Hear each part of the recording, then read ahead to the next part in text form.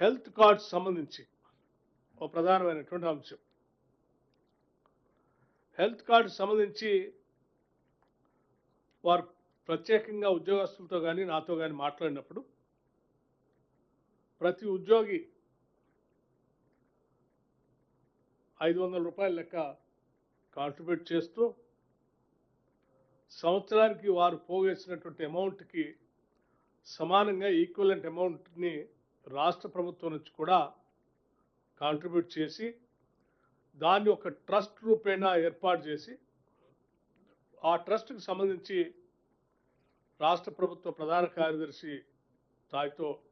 trust చైర్మన్గా, అధికారులకు సంబంధించి కొద్దిమంది,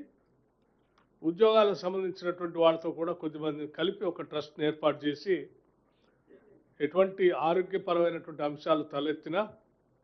వాళ్ళకి ఈ ట్రస్ట్ ద్వారా